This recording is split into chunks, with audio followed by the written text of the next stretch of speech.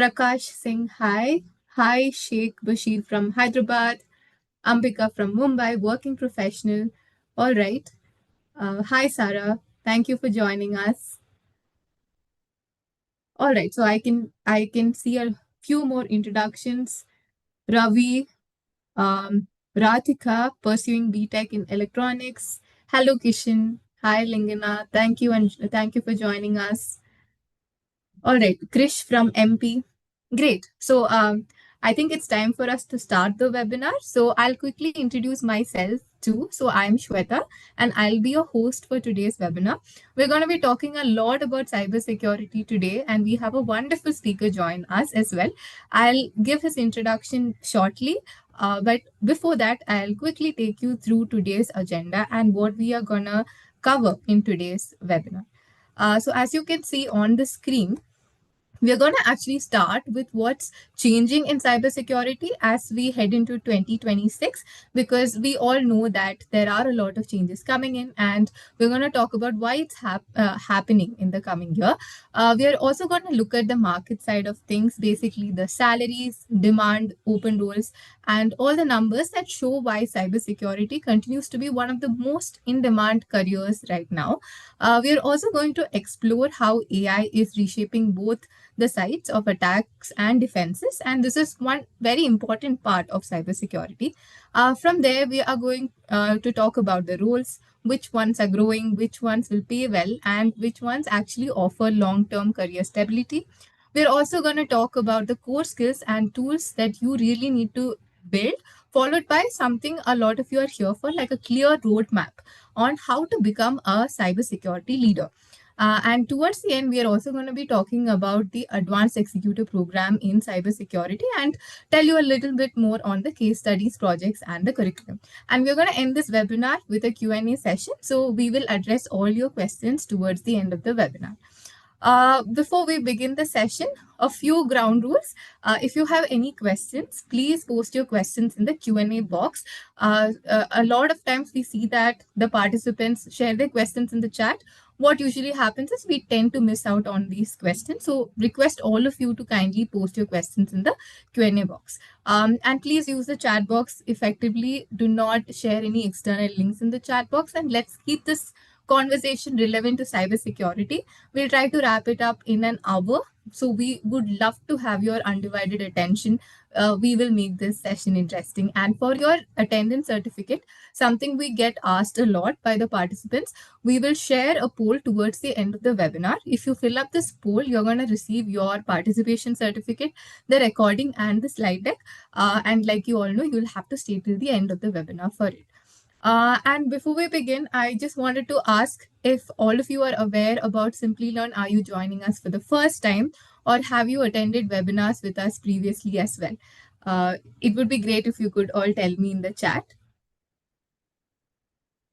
Okay, I can see a lot of first timers and a few who are saying they've been here previously as well. So for anyone who's okay, a lot of first timers. Great. So that's amazing to know that you've joined us for this webinar. So I'll quickly take some time to tell you about Simplilearn. It won't take much of your time.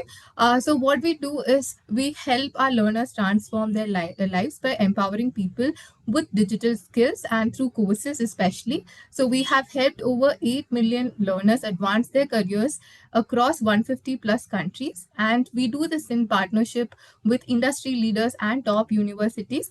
One that we're going to talk about today is IIIT, it's a very reputed institution offering this course. So we will be covering that in the coming slides. A few highlights just to point out why our programs usually stand out. So most of our learners have reported a 50% salary hike, and we are also rated 4.8 out of 5 by our learners, which clearly speaks about their learning experience and journey with us.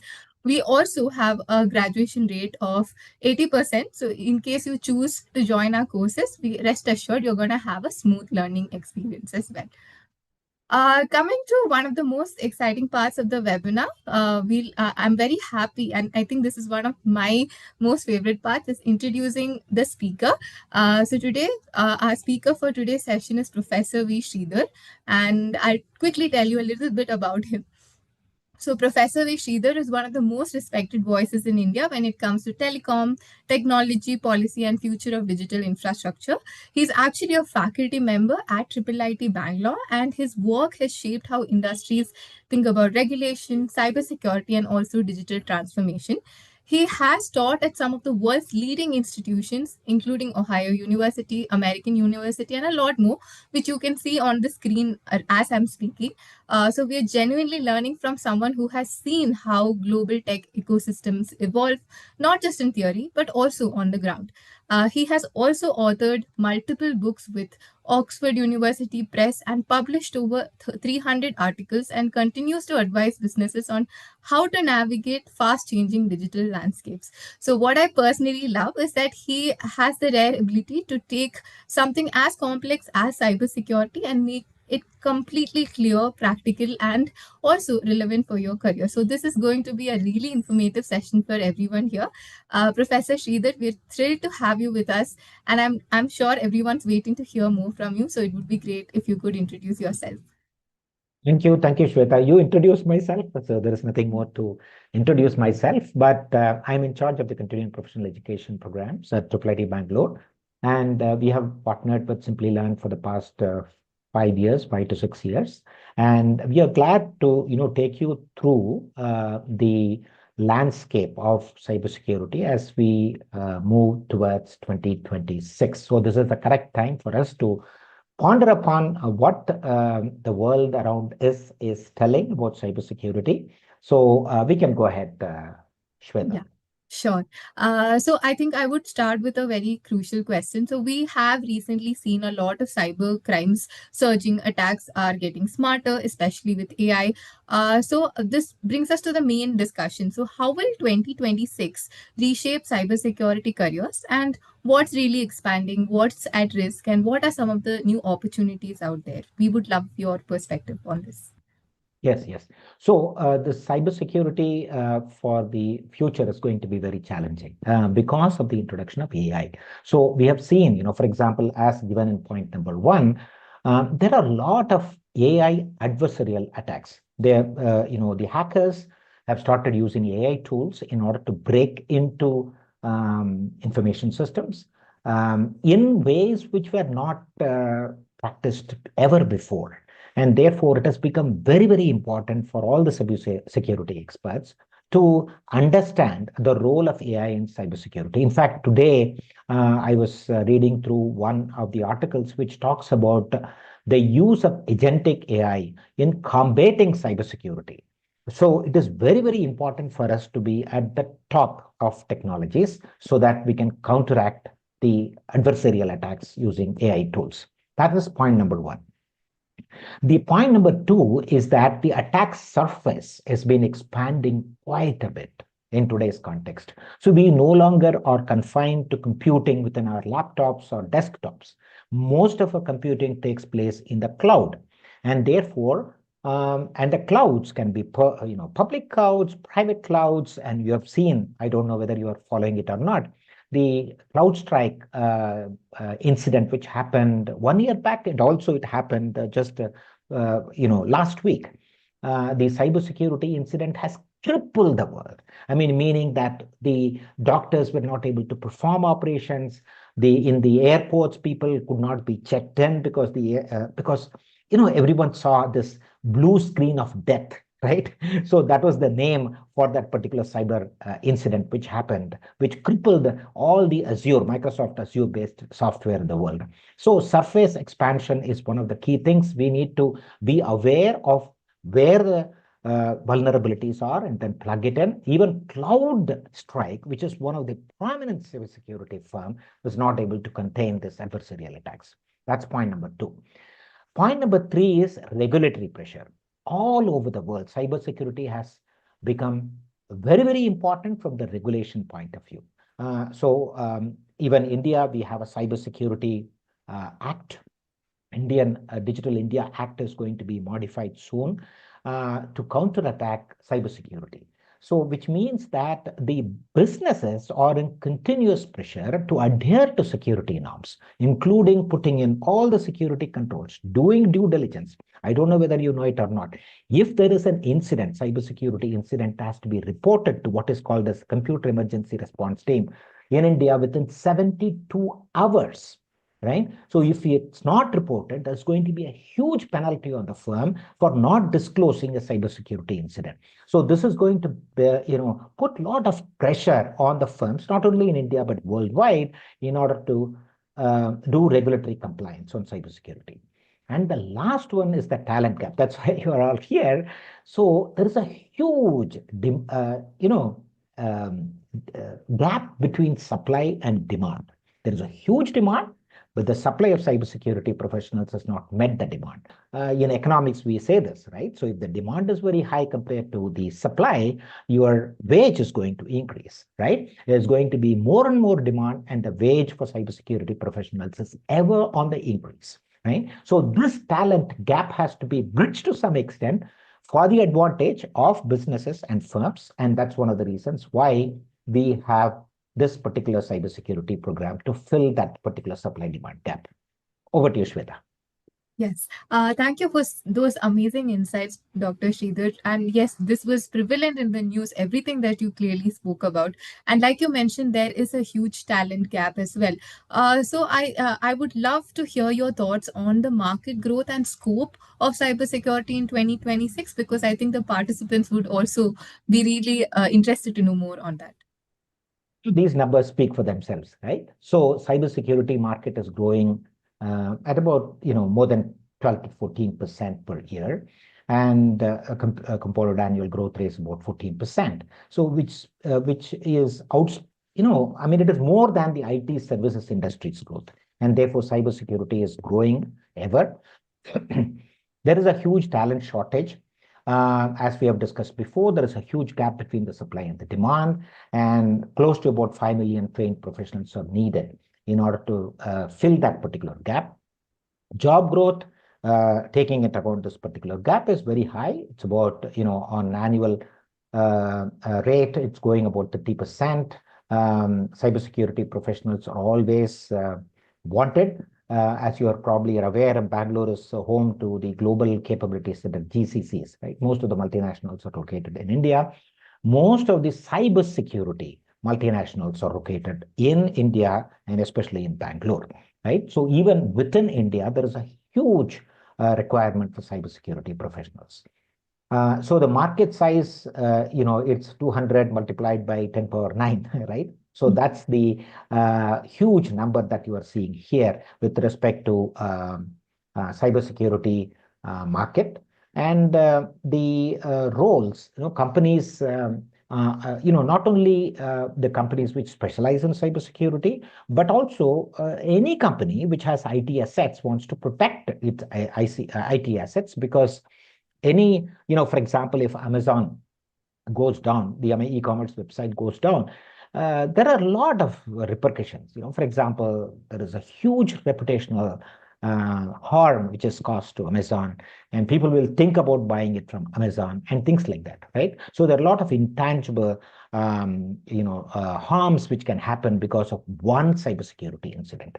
And that is one of the reasons why, for example, every company which uses IT, which consumes IT, which supplies IT, requires cybersecurity professionals as we go forward.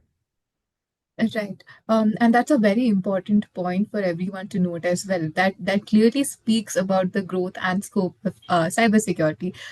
Professor, before we go any further, I also want to tap into something that you mentioned earlier about how the threat landscape is growing right now. And many people here, including me, have already received some emails, strange login attempts, and these are very common in today's times. So here's something that I'm really curious about. How big a role is AI actually playing in shaping modern cybersecurity today? And is there anything changing the way attackers operate, and how will it be in the coming years? So AI is transforming the cyber attacks, right? So for example, previously, people used to detect vulnerabilities using some tools, malware, and then do phishing attacks and things like that using the exploits. But today, AI is helping them to do that. AI generated phishing, very, very difficult to find out whether it is AI generated phishing message or human generated message, right? It's so natural that people will succumb to it. You know that phishing contributes to roughly 90% of all the cyber incidents which take place.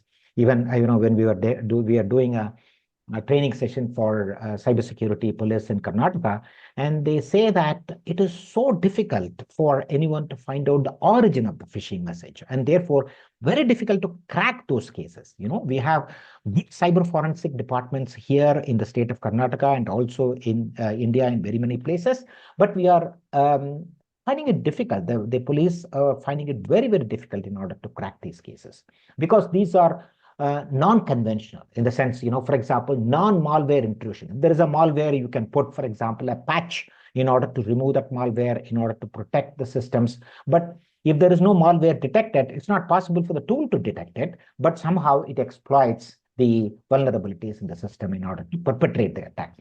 So there is a huge AI-based adversarial attacks which are happening today. Deepfake, as we all know, deepfakes are, even some of my students are doing some projects on deepfake. I mean, these guys are all technology students, and they were not able to detect more than 50% of the deepfakes. We did an experiment, and they were not able to detect more than 50% of the deepfakes, right? The, 11 Labs is one of the companies which does audio cloning. I mean, you can perfectly clone Shweta and me, right? It is perfect. And it is very, very difficult to find out whether it is AI generated or it is from the human voice. And therefore, this auto cloning techniques are becoming very, very important. And there has to be some way in order to detect deep fakes, right? So cybersecurity professionals are very much needed in business organizations. As you know, you must be knowing this particular case where the audio cloning was done on a CEO, right? And Yeah. people succumbed to it by releasing a lot of money to who are, the perpetrators. And therefore, this has become very important. And the supply chain attacks, for example, if you take an IT system, you have components coming from different vendors, and it is very, very important for us to make sure that these integrated components are secure proof. And therefore, AI is transforming cyber attacks. I mean, it is used for adversarial attacks, and therefore we need to use AI in order to combat, for example, the cyber incidents. Right. Those were some great insights like that you shared, and I'm sure all of us, even me, I have experienced deep fakes and gotten some emails. So we actually got an idea of how fast attackers are also evolving with AI. And now that we know that there's so many changes that happen, how much advanced these cyber attacks have become, there's also a lot of scope in the field of cybersecurity, like we mentioned earlier. So could you also suggest or talk about some of the high growth cybersecurity roles in 2026 for anyone who is planning to start their career or for anyone in the field as well? So this is a very important point from all of you who are attending this, right? So there are a lot of various roles in cybersecurity. For example, there are cybersecurity engineers who basically engineer the cybersecurity tools, systems, and things like that. Most of the cybersecurity incidents are, use identity and access system to penetrate into firewalls and things like that.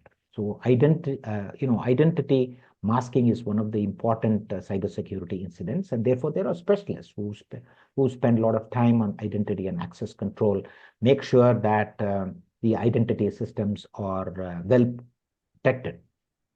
There is detection and there is also attack. For example, most of the organizations use two kinds of teams, right? Red team and blue team. Red teams attack the IT systems to find out whether there is any vulnerability or not. And the blue teams try to protect these attacks so that the organization is well oiled in order to prevent any such security incident. So we need engineers who can be in both the red team and the blue team, which organizations mostly have. Then there is forensic, right? So if the incident has occurred, we need to find out who has perpetrated it, and we have to, take them behind law, because there are laws and regulations, as we discussed before, that protect, for example, organizations. But we need to find out who perpetrated the crime, and therefore digital forensics is very, very important. Once the incident happened, we cannot. We have to make sure that the system is up and running within seconds, right? So, for example, the CrowdStrike incident, it's not just tolerable because it took about 3 days for Microsoft to get it rectified and CrowdStrike to release the other patch in order to rectify the systems. 3 days and 72 hours is quite a lot for businesses to suffer. And therefore, there has to be some kind of a quick incident response system so that we can get the system back and running within, hours, right? Then there is global regulation and compliance analysis. As we have discussed before, we need to have regulation compliance for all the business organizations. So we need to certify. We need to certify that we have taken all the due diligence to make sure that the systems are protected as much as possible. If you don't provide it in the court of law, then it is possible that there will be huge penalties on the organizations which have succumbed to security incidents. Even in India, for example, within 72 hours, if the incident is not reported, there is a huge fine, right? And therefore, there has to be the regulation compliance analyst who looks at all these things and then specializes in compliance. And then there is AI, an automation security engineer, right? So as we discussed before, AI is becoming tools. For example, these security engineers build, for example, agentic AI, so that the cybersecurity incidents are, responded to in real time, right? So that even before the incident happens, using predictive analytics, they are able to stop the incident. And therefore, there's a lot of AI engineering which needs to be done in protecting the cybersecurity of the future. Thank you for actually explaining that in detail. And now I'm sure everyone has a great clarity on the kind of rules that are out there. You spoke about all of them in detail with examples also. But behind every rule, one must also have the skills required to crack their very first job. So, what are some of the core skills that you think are very important for anyone who's starting their career in cybersecurity?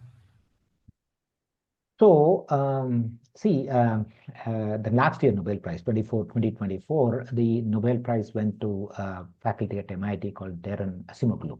He's done a lot of work on labor markets, right? So he has basically said that this whole AI is going to replace certain jobs. Certain jobs are going to be lost, but certain new jobs will be created. And therefore, it balances the wages and the labor demand in the world. But for us, for all of us, to get to the new position which has been created by AI, we need to have a lot of skills. So skills is the only way. Continuous assessment of your skills, continuous upgradation of skills is the only way to be on top of the technology, because technology today is expanding very rapidly. I mean, you see on the news every day what is happening in the world of AI, right? So unless we have the core skill sets, it is not possible for us to survive in the labor market, right? So what are the opportunities in cybersecurity? Threat intelligence. Whether you are in a position to detect threat, whether it be network security threat or application security threat, is it possible for you to detect it and do an intelligence on the threat landscape? So there are a lot of tools which are available. One of the important things in cybersecurity is that we have a lot of tools, right, in order to help you overcome certain cyber incidents, cyber vulnerability detection, threat intelligence, and so on. So you need to be aware of these tools. You need to know how to use these tools. That is one of the important skills that are going to become important in your career. So for AI driven defense, as we discussed before, there are, for example, if you're in the blue team, for example, you need to defend, for example, the cybersecurity threats, and therefore you need to take some proactive actions. And these tools, as mentioned before, Microsoft Defender and CrowdStrike we discussed about before, these tools will definitely help you in learning about AI-driven defense. Similarly, as we also discussed that most of the IT systems are on the cloud, and therefore cloud security is becoming very, very important in today's context. Identity and access management. We discussed that most of the identity, for example, phishing takes place because of identity access, right? So there is some leakage of identity using which the phishing attacks happen. So identity and access management is one of the critical aspects to protect the systems from cybersecurity incidents. Governance and risk compliance, as we discussed before, GRC is one of the important aspects for the businesses to adhere to the regulatory compliance so that they will not be in the radar of the regulator for penalties and fines and so on. Incident response and forensics, as we discussed before. So there are tools in order to find out, for example, the originator of the crime so that appropriate actions can be taken, or at least the attacks which are coming from that particular perpetrator could be stopped, right? So these are all important skills and tools that you need to learn. And of course, there's a lot of automation which is going on in cybersecurity. So a lot of automation tools and scripting tools in Python and other languages are also required in order to build your cybersecurity skills. So tools. Tools are very important because they are the ones which keep cybersecurity from, cybersecurity incidents at bay. Thank you for highlighting the importance of tools and also explaining the core skills required in depth. I'm sure everyone has a clarity on the kind of roles that are out there, the skills required, and also the tools that you must master to become a cybersecurity expert in the coming years. Now, I think we should be talking more about the core of today's webinar, which is the roadmap to get into a cybersecurity career. So, Professor Sridhar, it would be great if you could walk us through a roadmap, even if it's a beginner to this field. What is the step-by-step path that they can follow? Yeah. So, see, this I must mention that the program that you will, that we are doing this webinar for is for working professionals. So I must tell it beforehand. So it is not for students. You must have graduated in order to take this particular program. The reason for that is that you are a working professional and you want to expand, upskill, cross-skill in cybersecurity.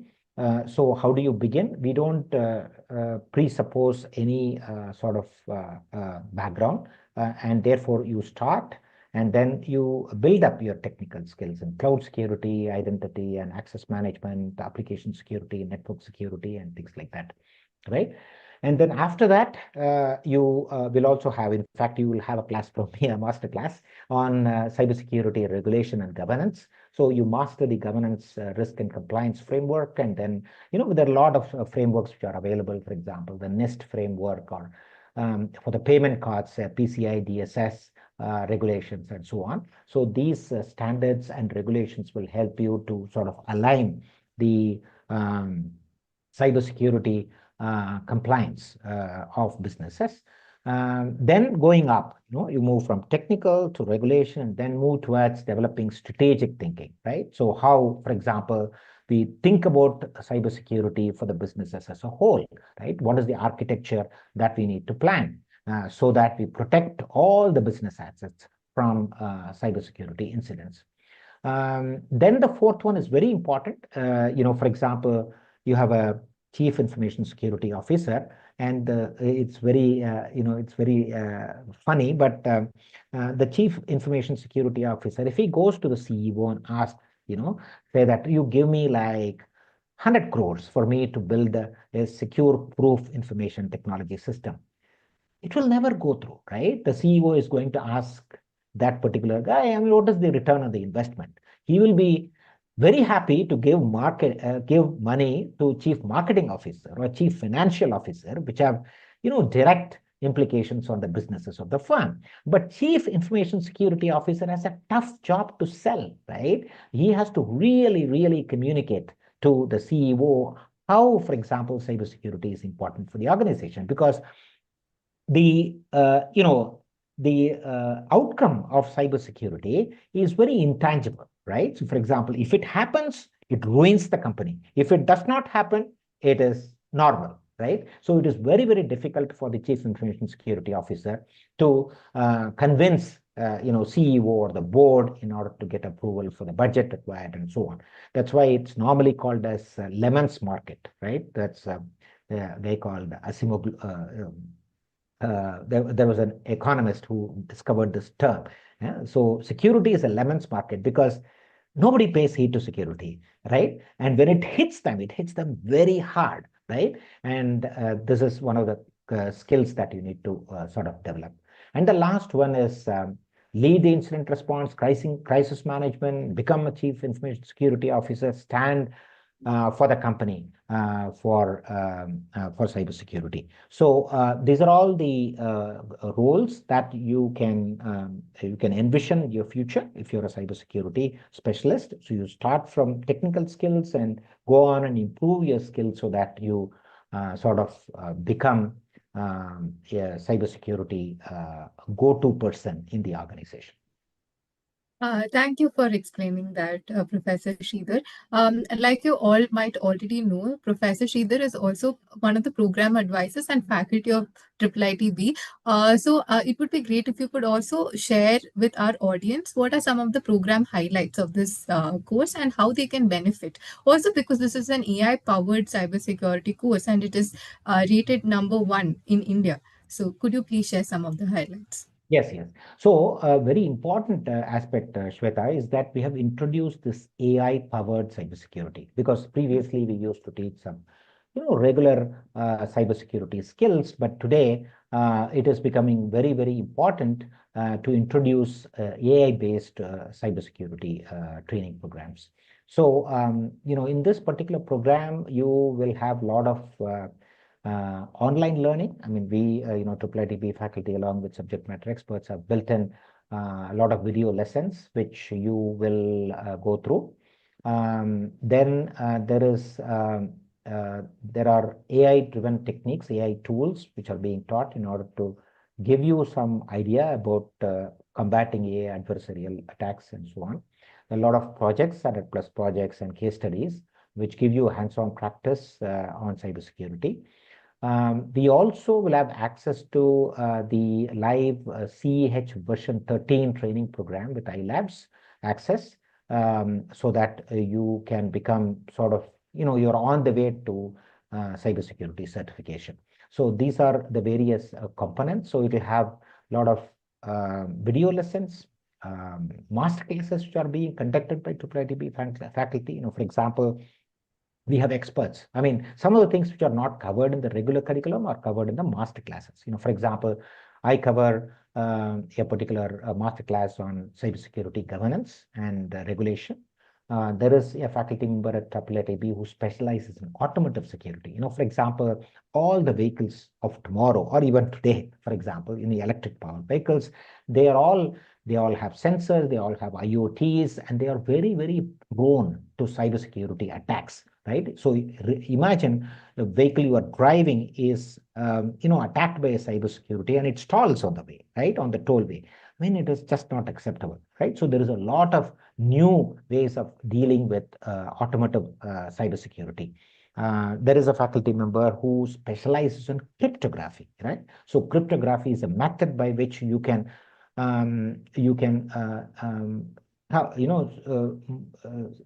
secure information from transmission and storage, right? There's a whole branch called cryptography. In fact, we have at IIIT faculty, there are two faculty members who are experts in cryptography.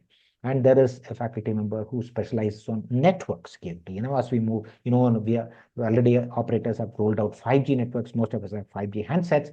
Tomorrow it's going to be 6G. 2030, 6G is going to be coming.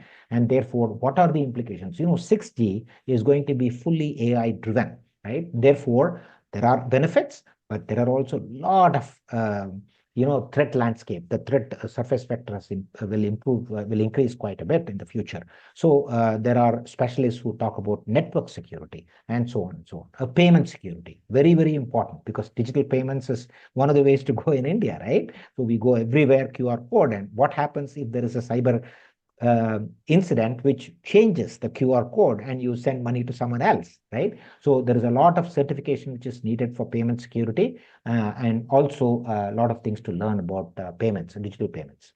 So these are all some of the master classes that you will have, so that apart from the regular curriculum, you will also get exposed to the recent topics in cybersecurity. Thanks for those insights, Professor. Also, we earlier spoke about the tools and the skills and how it is very important for anyone in today's age to have these. So, could you also tell us a little bit about the tools that are covered, tools and the skills that are covered as a part of this program? Yeah. So there are a lot of tools which are covered in the program.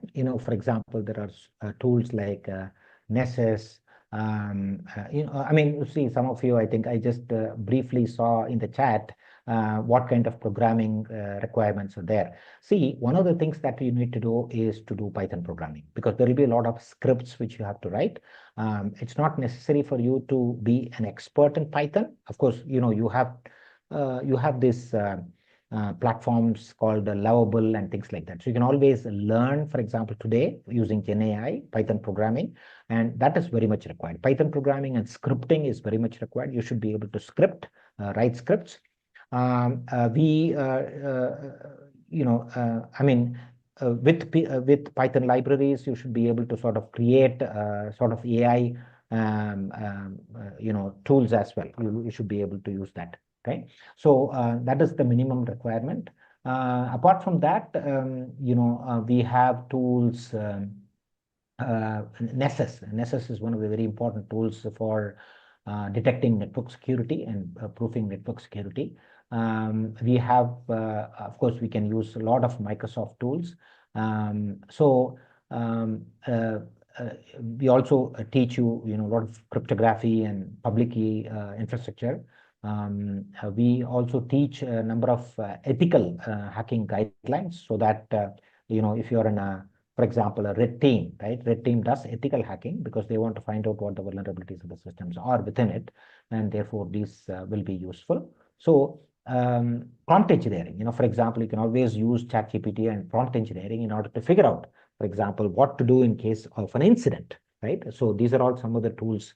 A lot of tools will be in place for you to sort of work with hands-on experience. Thanks for explaining that, Professor Sridhar. One other important aspect in today's time is hands-on experience, right? So, as a part of the program, we also offer some case studies and projects. Could you please explain a little more on that, on what one can expect after they complete the course, and will they be job ready? That is one of the most asked questions that we get. Yeah. So the important thing is that you have to be job ready. I mean, that's what we are preparing you for, right? So the case studies and projects, of course, you need to know a little bit of Linux. In fact, if I remember correct, some of the experts in IIIT Bangalore have recorded video sessions on, a booklet on how to use Linux kernels and things like that, right? So the case studies and projects will involve, for example, creating honeypots in order to perpetrate cyber attacks and then recover from it. There are also projects on, for example, digital marketplaces. Like, for example, they are very prone to cybersecurity attacks. The websites, for example, cross-site scripting and things like that can cripple websites, and therefore there are projects with respect to website defenses. Then there are projects which use Windows security, because Windows still continues to be, for example, the most widely used desktop operating system. And of course, Microsoft Azure is one of the widely used cloud operating system. And therefore, there will be projects on, for example, using Microsoft Windows in order to analyze cybersecurity incidents, in laptops, as well as, for example, on the cloud.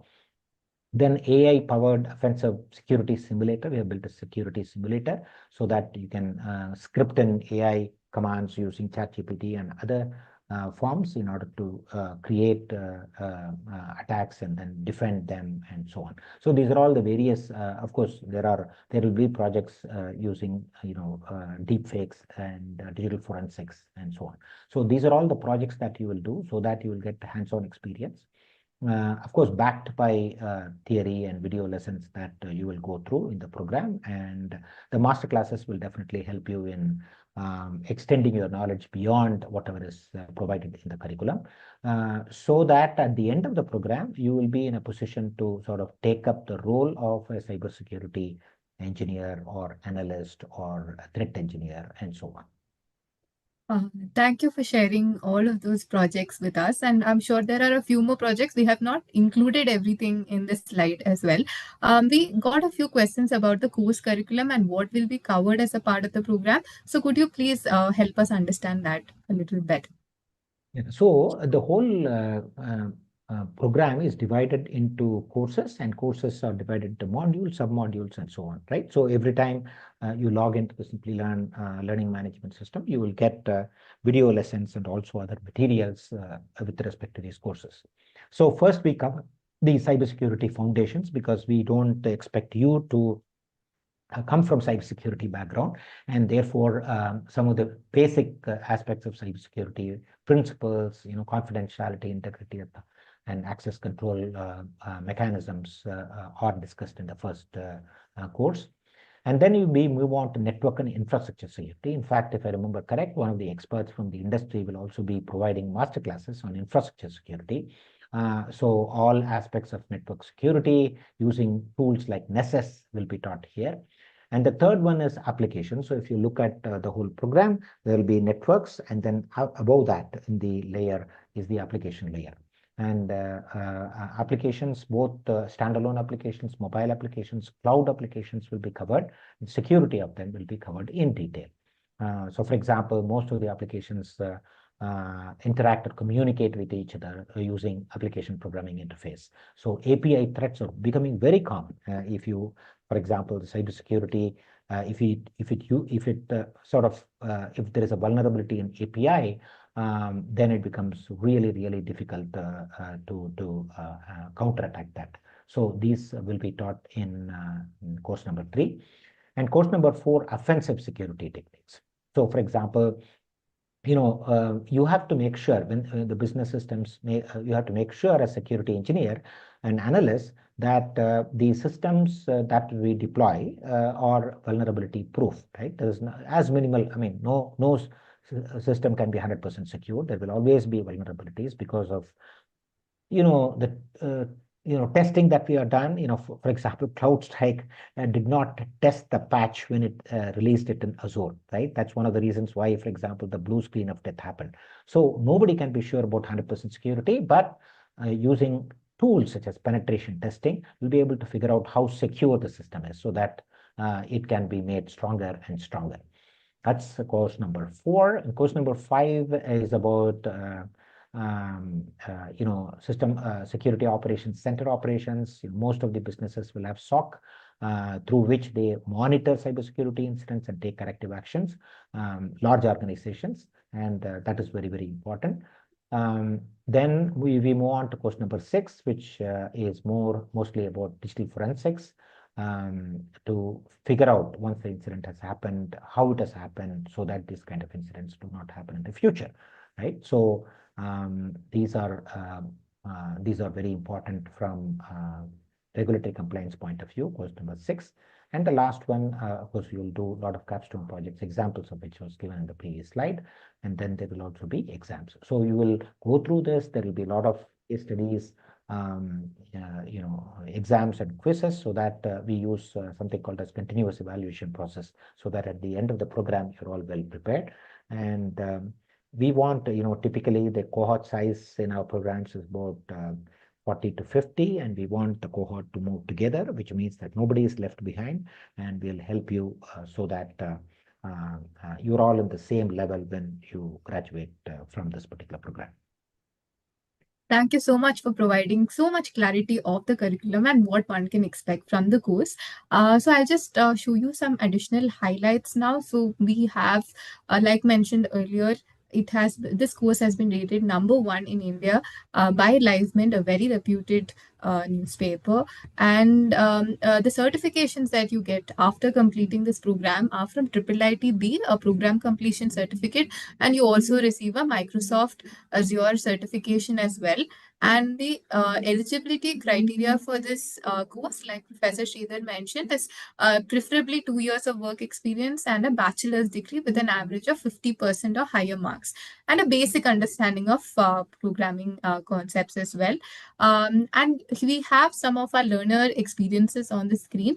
It's one thing we talking about the program, but also you can see on the screen that Sharan has landed a role at US Solutions as a cybersecurity engineer with 250% salary hike. It also helped Argyadeep transition to a cybersecurity lead role in Tata Consultancy Services. So we have a lot of reviews about how this program has helped them. Feel free to do your own research. Go ahead, check the page. We have shared the course link also in the chat. So you can go ahead and explore this course and what it offers as well. We got a few questions about the fees and financing. So the fee for this course is 2,32,000, and you have an option to pay this in installments. And the next cohort is actually starting on 13th of December. And it ends on 31st August. This is the December cohort. And if you're interested to join the January cohort, the start date is 17th of Jan and it ends on 31st of August again. So the program induction date for the upcoming January batch is 16th of December. So we have like a few more days left. And if you have any questions about this course, our team will reach out to you and help you clarify all of your questions in the interest of time. So I'll quickly launch a poll for anyone who's interested in joining this program. Please click on a yes, and our team will reach out to you regarding the same.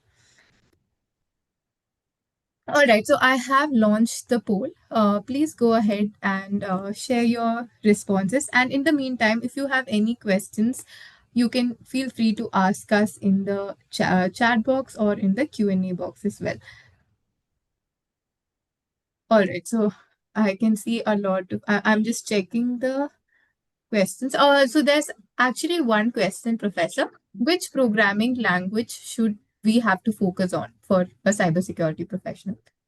So definitely you should know Python, right? Python is a must for you to sort of make any progress on the course. And of course, you nowadays there are a lot of tools which are available. I mentioned to you about the Lovable program, platform in which you can use GenAI in order to teach you Python, and you can learn it within about 15 days or so. All right. Thank you for answering that question. If you guys have any other questions, you can ask us right now, and I'll pass on these questions to Professor Sheet.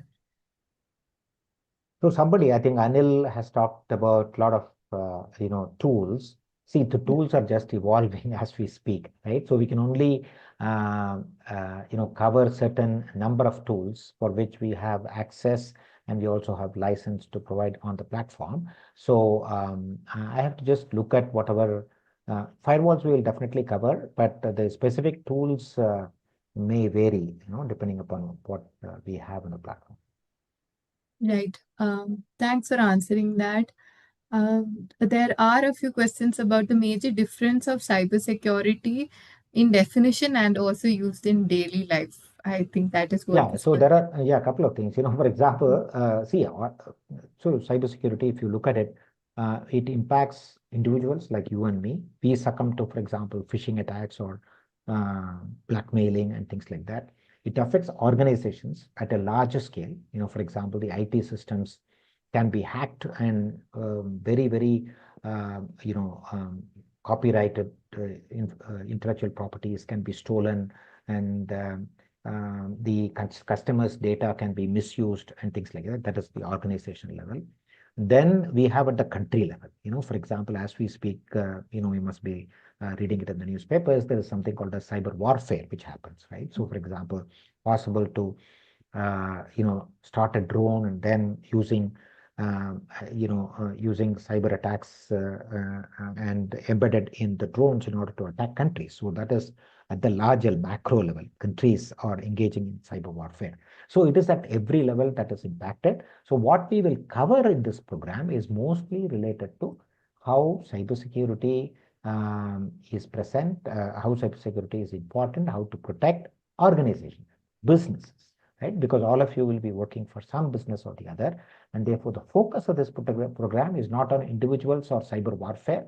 It is basically cyber incidents that have a lot of ramifications for businesses. Right. I am sure that provided a lot of clarity. Okay, so we have answered most of the questions, and I'm going to quickly end the poll. If you are interested to explore more on the course, I have shared the course link in the chat as well. You can go there and explore the course and also schedule a call with our team. And now moving on, the part where a lot of people are waiting for the attendance certificate. I'll quickly launch the certificate poll as well. Please make sure that you fill in your full names and you will be receiving your certificate of participation within 24 to 48 working hours. And you will receive this in your mail ID along with the recording and the slide deck as well.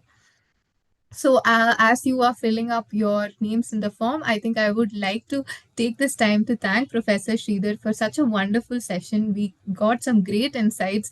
It was great learning from the session, and I thoroughly enjoyed it. So, thank you so much, Professor Sridhar. It was wonderful hosting this webinar. Thank you.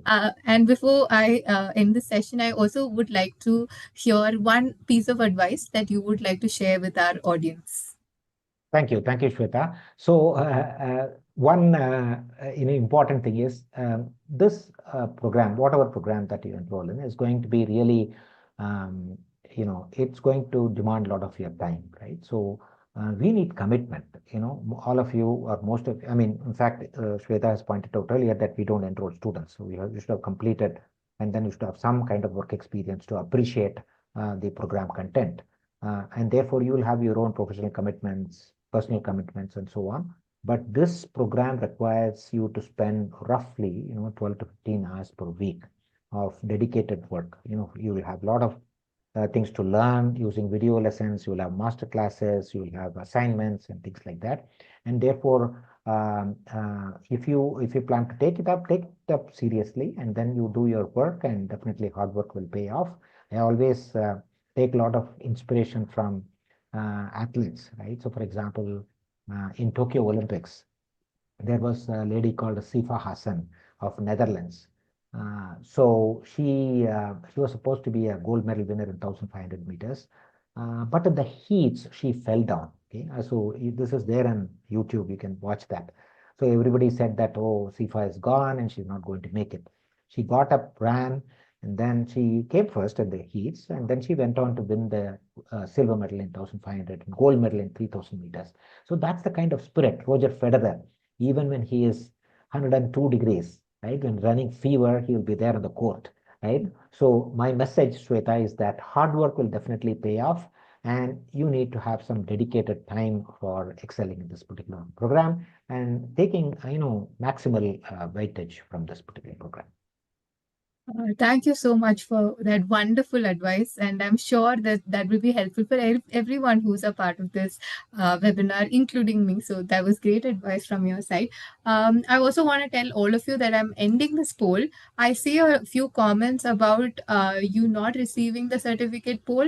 In case you have missed out or you have closed the poll, feel free to reach out to us at webinars@simplilearn.net. You can share your full name, tell us that you did not find the form, and we'll share the certificate with all of you as well. Lastly, I would like to thank all of you for staying throughout the webinar, for being an engaged audience, and for asking us such wonderful questions. We hope we were able to provide value to all of you, and looking forward to hosting many more sessions. If you have any other feedbacks, again, you can reach out to us at webinars@simplilearn.net. Tell us about the topics you want webinars on, and we will surely conduct that in the coming days. So thank you all once again, and see you all soon. Thank you. Thank you, Shweta. Thank you, all Th- the Thank you, participants. Professor. Bye.